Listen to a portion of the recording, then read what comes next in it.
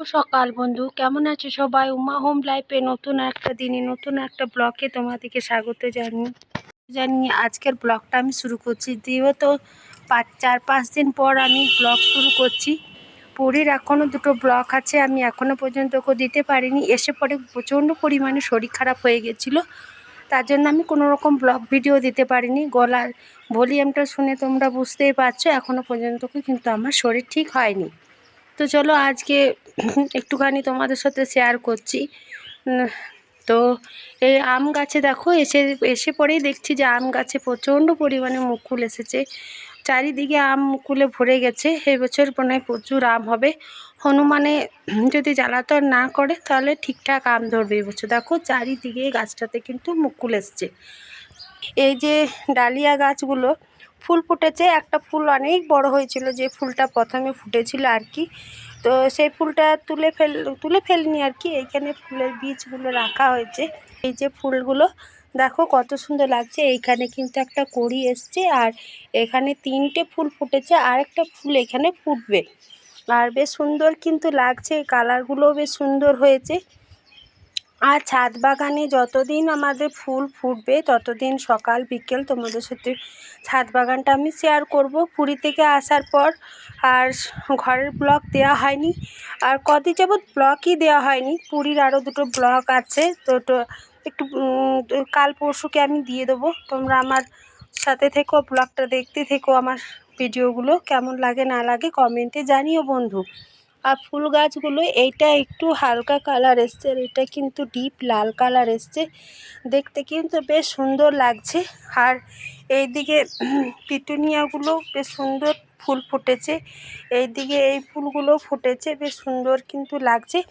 আর শীত তো প্রায় কমে গেছে, রোদের চার ঠিকঠাক আছে, মানে রোদ বেশ গায়ে লাগছে, শীত একদমই কমে গেছে। ওই জন্য গাঁদা ফুলগুলো আর সেরকমভাবে ফুটছে না, একটু আধটু ফুটছে আর কি। তো কড়ি আছে গাঁদা ফুলের প্রচণ্ড, কিন্তু ফুল ঠিকঠাক মতো ফুটছে না। আর এসে তো এই গাছগুলো যাবার আগে তো সব সাইডে করে দিয়ে গেছিলো তোমাদের দাদাভাই, এখানে ছাওয়া পড়ে যায় বলে এসে আবার রেখে চলো। এখন তো 1 সপ্তাহ মতো আসা হয়ে গেল। আর মাধ্যমিক চলছে বলে সরকারি স্কুলটা ছুটি আছে, বেসরকারিটা চালু আছে। তোমাদের দাদাভাই বেসরকারি স্কুলটা চালিয়ে চলে এসছে, যেহেতু আমার শরীর খারাপ ওই জন্য এখন চলে এসছে। 11টার দিকে ছুটি হয়ে একটু পরে আবার চলে যাবে। তো এসে যা কাজ আর কি, গাছে দেখছে কোন গাছটা কেমন আছে না আছে। আর আমি বেশি ব্লগ করব না, গলাতে ভীষণ ব্যথা। তো তোমাদের সাথে একটু আপডেট দেওয়ার ছিল, ওই জন্য একটু আপডেট দিলাম। আর ফুল গাছগুলো দেখানো হয়নি কদিন ধরে, সেটা একটু দিলাম। তো আমার সাথে থাকবে আর ব্লগটা দেখতে থাকবে, কেমন লাগে না লাগে অবশ্যই কিন্তু কমেন্টে জানিও। যদি ভালো লেগে থাকে অবশ্যই কিন্তু চ্যানেলটা সাবস্ক্রাইব করে বন্ধু হয়ে পাশে থেকো। তো আজ বিগত 3 বছর ধরে ভিডিও করছি, তো এখন 1 সপ্তাহ ধরে ভিডিও দিচ্ছি না। তো আমারই নিজেরই একটু ফাঁকা ফাঁকা লাগছে। আর পুরীর ব্লগগুলোও দিতে থাকবো। আজকে একটুখানি তোমাদের সাথে ছোট্ট করে একটা ব্লগ ভিডিও শেয়ার করলাম। তো চলো এখন কাজ টাজগুলো করি, বেশি তো কথাও বলতে পারছি না, এত গলাতে ব্যথা। কেননা পুরী গেলাম, সমুদ্রতে স্নান করলাম, আবার এসে রুমে স্নান করলাম, ট্রেনের হাওয়া, বাড়িতে এসে এত কাচাকুচি সমস্ত কিছু কাচলাম, ওই জন্য ঠান্ডাটা বিশেষ করে লেগে গেল। আবার এইখানে যাবার আগে এইখানে ঠান্ডা ছিল, ওইখানে একদমই ঠান্ডা ছিল না। আবার এইখানে এসে আবার ট্রেনে ঠান্ডা পেলাম, আবার এখানে এসে আবার দেখি ঠান্ডাটা কমে গেছে। মানে সকাল সন্ধ্যা হালকা ফুলকা লাগছে, আর বিকেল দিকে কিন্তু একদমই লাগছে না।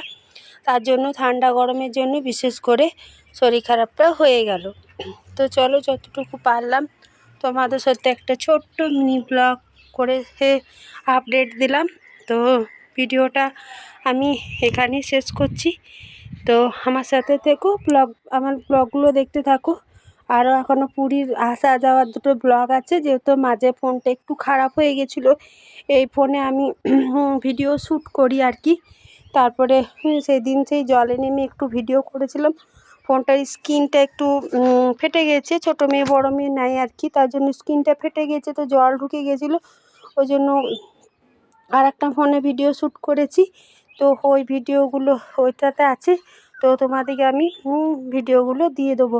তোমরা আমার ভিডিওগুলো দেখে নিও, পুরীর ভিডিওগুলো বেশ ভালো লাগবে কিন্তু। তো চলো আজ ব্লগটা তোমাদের সাথে এখানেই শেষ করলাম, এতটুকুই তোমাদের সাথে আমার আপডেট দেওয়ার ছিল।